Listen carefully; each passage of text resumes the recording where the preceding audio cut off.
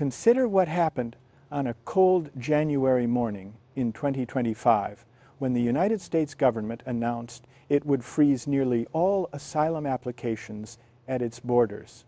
Thousands of people who had traveled thousands of miles seeking refuge were told, effectively, that America's door was closing.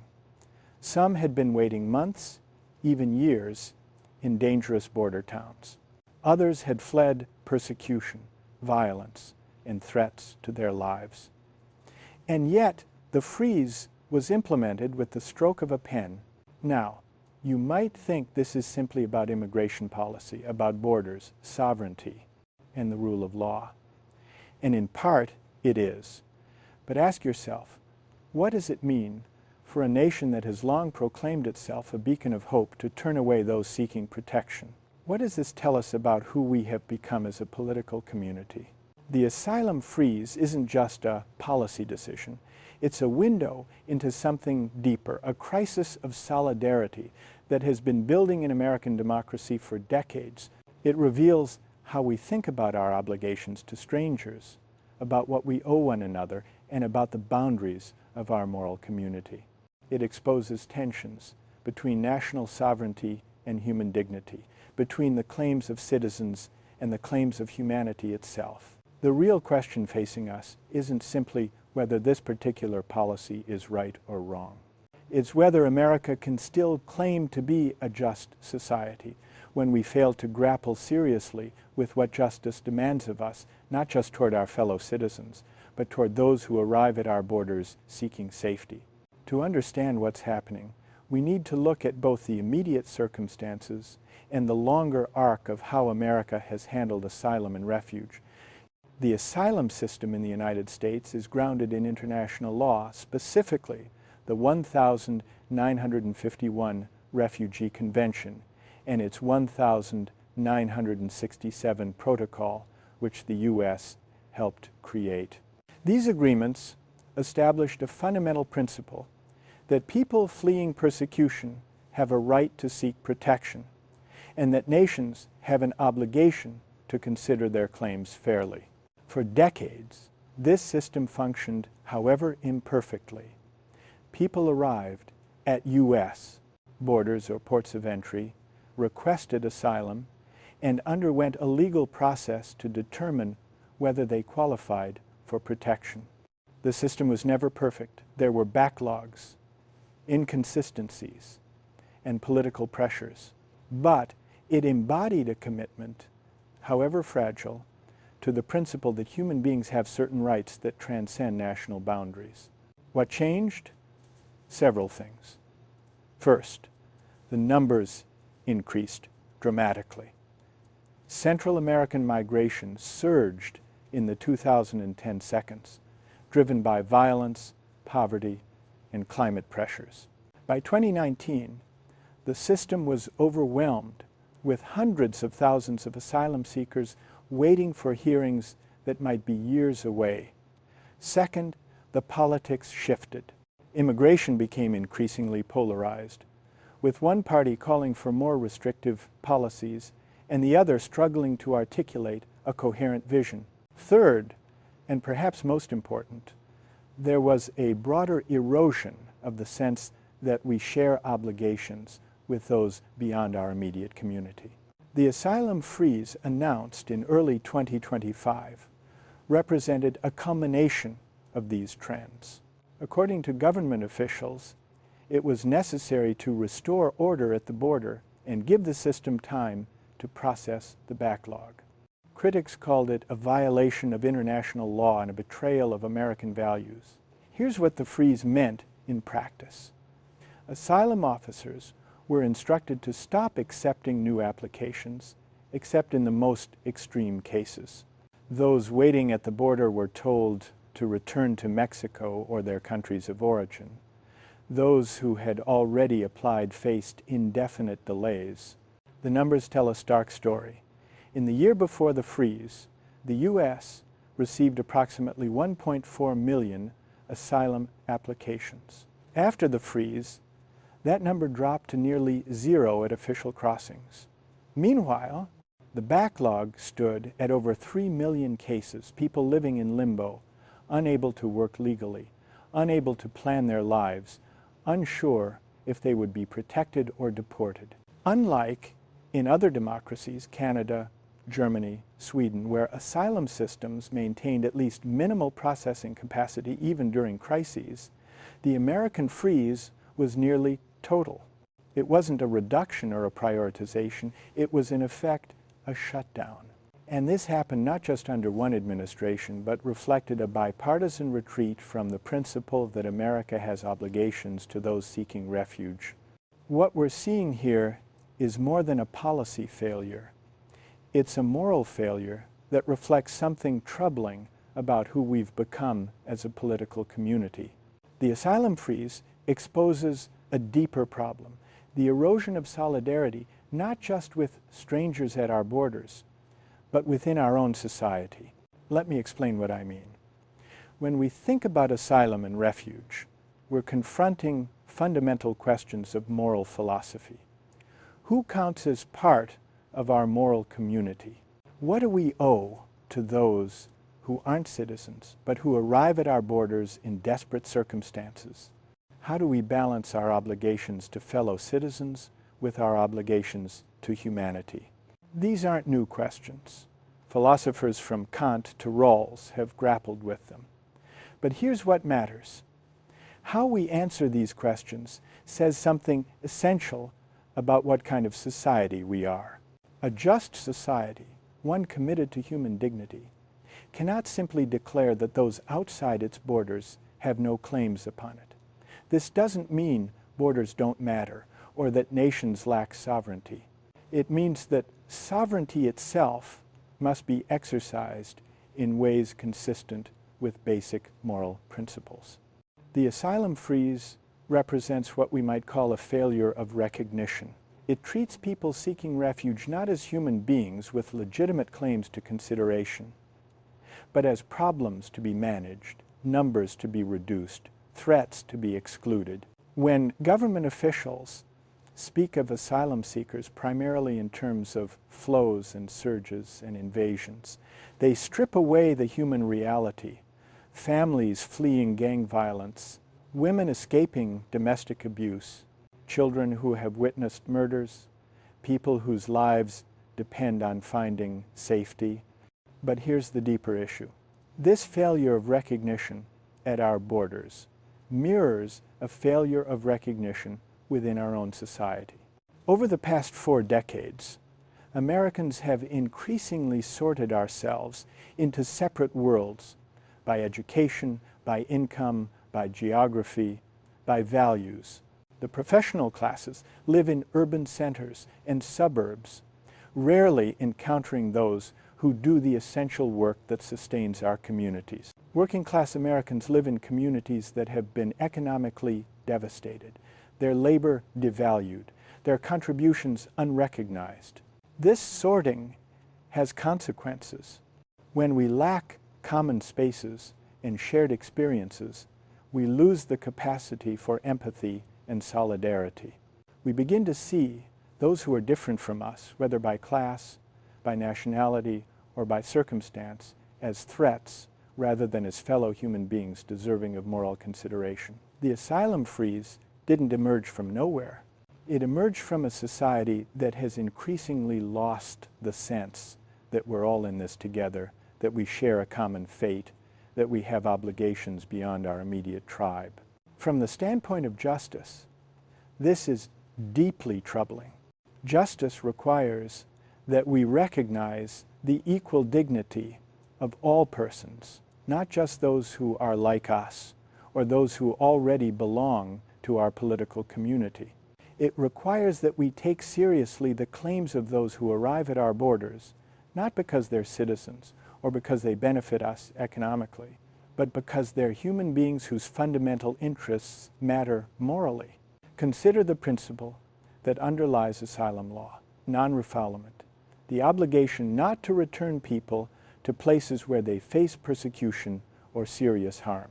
This principle recognizes something fundamental, that human life and human dignity have a claim on us that transcends political boundaries. When we freeze asylum processing, when we turn people away without considering their claims, we're not just violating international law. We're violating a deeper moral principle, that every human being deserves to have their story heard, their suffering acknowledged, their claim to protection considered fairly. The question we must ask ourselves is this: can a society that fails to recognize the dignity of those seeking refuge at its borders truly maintain a commitment to justice and human dignity within its own borders? Or are these two things connected, our capacity for solidarity with strangers and our capacity for solidarity with one another? I believe they are connected. A democracy that loses the habit of moral concern for those beyond its immediate community will eventually lose the capacity for moral concern within it as well. The numbers tell a striking story about what the asylum freeze means in human terms and what it reveals about American democracy. Let's examine the evidence. First, consider who is affected. Research from the Migration Policy Institute shows that in 2024, roughly 65% of asylum seekers at the U.S. southern border came from just 4 countries: Venezuela, Cuba, Haiti, and Nicaragua. These aren't people seeking economic opportunity in any simple sense. They're fleeing political repression, gang violence, and humanitarian crises. In Venezuela, the economic collapse has created the largest refugee crisis in Latin American history. In Haiti, political instability and gang violence have made Port-au-Prince one of the most dangerous cities in the world. These are people with legitimate fears for their safety. What happens when the asylum system shuts down? Studies from similar freezes in European countries provide insight. When Sweden temporarily restricted asylum processing in 2015, researchers documented several consequences: increased irregular migration, higher rates of exploitation by smuggling networks, deterioration of mental health among those waiting in limbo, and a rise in dangerous border crossing attempts. The same patterns emerged in the United States after the 2025 freeze. Border Patrol reported increased deaths in the Arizona desert, increased exploitation by cartels charging desperate families for dangerous crossings, and a humanitarian crisis in Mexican border towns overwhelmed with stranded migrants. But there's also a class dimension here that we must confront honestly. Public opinion polls reveal a troubling pattern. According to Pew Research, data from 2024, support for restricting asylum varied dramatically by education level. Among Americans with postgraduate degrees, 38% supported major restrictions on asylum. Among those with high school education or less, 71% supported restrictions. This isn't simply about proximity to the border. Similar gaps existed in states far from Mexico. It's about class, economics, and whose communities feel the impact of immigration. Consider a worker in Ohio or Pennsylvania who has seen his factory close, his wages stagnate for 30 years, and his community hollowed out. When he hears politicians and elites expressing more concern about asylum seekers than about his economic struggles, what message does that send?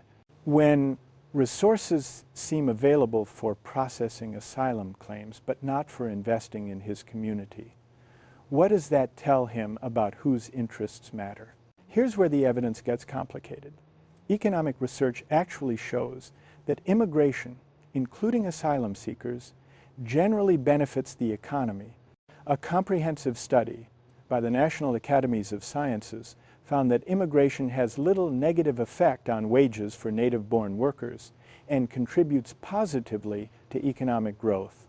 Refugees and asylum seekers, once authorized to work, have higher rates of entrepreneurship and labor force participation than native-born Americans. Over time, they pay more in taxes than they receive in benefits. But, and this is crucial, these aggregate benefits aren't distributed evenly. The gains go disproportionately to employers, consumers, and higher income professionals who benefit from lower prices and complementary labor. The costs, where they exist, fall more heavily on working class communities that experience direct labor market competition. This isn't to validate nativist sentiment, but to acknowledge that the burden and benefit of immigration policy are distributed unequally. Now compare this to how other democracies have approached similar challenges. In more egalitarian societies, Germany, Canada, the Nordic countries, asylum systems have remained more robust even under pressure. Why? In part because these societies maintain stronger social safety nets that cushion the impact on working class communities. They invest more heavily in job training, housing, and integration services both for newcomers and for existing residents. They haven't sorted their populations as drastically by education and geography. Germany, which accepted over 1 million asylum seekers in 2015 to 2016, faced enormous challenges, but it maintained processing capacity, invested billions in integration, and crucially coupled refugee policy with significant investment in German communities. Chancellor Merkel's approach was controversial and had political costs, but it reflected a different conception of solidarity, that you can maintain obligations to refugees while also maintaining obligations to your own citizens. The contrast with America is stark. We freeze asylum processing while doing little to address the economic anxieties of working class communities. We tell people their jobs disappeared due to automation and globalization forces beyond anyone's control while seeming more animated about the rights of asylum seekers. This isn't simply about economics. It's about recognition. It's about whose concerns are taken seriously, whose suffering receives attention, whose dignity is acknowledged. The data shows something else. Americans dramatically overestimate the number of immigrants in the country. The average American thinks immigrants constitute about 37% of the population. The actual number is about 14%. This misperception matters. It means policy debates occur in a context of misinformation and anxiety rather than reality. And it means that political leaders can exploit these fears rather than educating citizens about the actual facts. Both parties contributed when they failed to address the deeper issues underlying our immigration debates. For decades, Democrats and Republicans alike embraced what we might call a technocratic approach to immigration, treating it as a policy problem to be managed rather than as a moral and political question requiring democratic deliberation. Consider how elites in both parties have framed the debate. Democratic politicians often spoke of immigration in primarily economic terms. Immigrants contribute to GDP, they do jobs Americans won't do, they're essential to economic growth. This framing, while factually accurate, missed something crucial. It treated human beings instrumentally, valuing them for their economic utility rather than their inherent dignity. When elites told working people that immigration was good for the economy, the implicit message was, we value their contribution more than we value your concerns. Republican elites, meanwhile, engaged in their own form of cynicism. For years, business-oriented Republicans benefited from immigrant labor while publicly supporting restrictive rhetoric. They allowed, even encouraged, a broken system in which undocumented workers could be exploited without legal protection, serving business interests while providing political cover through tough on immigration messaging. The asylum freeze represented a culmination of this approach, appearing to take action while avoiding the harder work of comprehensive reform. But there's a deeper problem involving what we might call credentialist elites and the professional classes. Our universities increasingly serve as sorting machines, separating the credentialed from the uncredentialed. Those who obtain college degrees, especially from elite institutions, enter professional careers concentrated in cities that are hubs of the global economy. They develop cosmopolitan sensibilities, valuing diversity and international connections. They come to see themselves as enlightened, tolerant, open-minded. The message sent to those without such credentials was often condescending.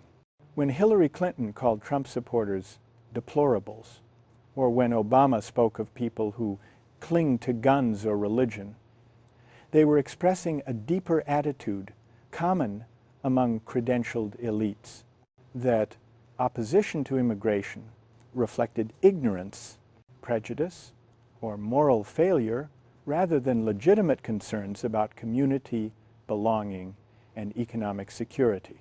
This credentialist prejudice has consequences.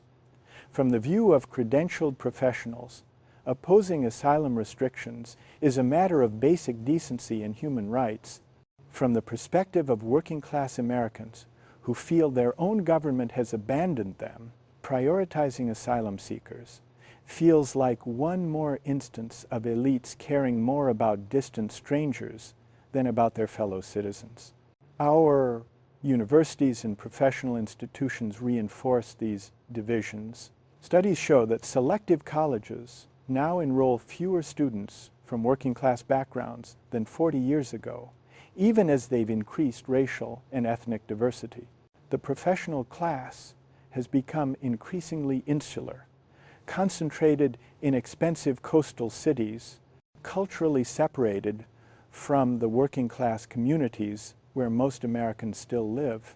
When Democrats lost working-class voters, including working-class voters of color, on immigration issues, it reflected this deeper failure of recognition. The party of FDR, which once championed the dignity of working people, came to be seen as the party of credentialed professionals who looked down on those without college degrees. Immigration became a symbol of this divide, elites welcoming newcomers while seeming indifferent to the struggles of working-class citizens. Both parties avoided the hard moral and political questions. What obligations do we have to asylum seekers, and what obligations do we have to our fellow citizens? How can we maintain solidarity across differences? How can we combine justice toward strangers with justice toward those already here? Instead of engaging these questions through democratic deliberation, both parties offered simplistic answers: restrict everything or welcome everyone, with little serious attention to the complexity. The asylum freeze emerged from this failure of elite leadership and democratic deliberation. It's what happens when neither party has been willing to do the hard work of rebuilding solidarity and renewing democracy. What's at risk is not just asylum policy or immigration law. What's at risk is the very capacity for democratic self-government and the possibility of maintaining a political community based on shared principles rather than tribal loyalties. A democracy requires more than institutions and procedures. It requires what Tocqueville called habits of the heart, the moral and civic dispositions that enable citizens to deliberate together, to recognize one another's concerns, to seek the common good rather than merely pursuing narrow self-interest. When we lose these habits, democracy itself becomes hollow. The asylum freeze both reflects and accelerates the erosion of these democratic capacities. It reflects our loss of solidarity, our inability to recognize obligations beyond our immediate tribe. It reflects the sorting of American society into separate worlds that don't share common experiences or common spaces. It reflects the failure of our political institutions to facilitate genuine democratic deliberation about difficult moral questions, but it also accelerates these problems. when people see their government making decisions without serious moral deliberation, when they see policies adopted through executive decree rather than democratic debate, when they see some groups' concerns taken seriously while others are dismissed, it further erodes trust in democratic institutions.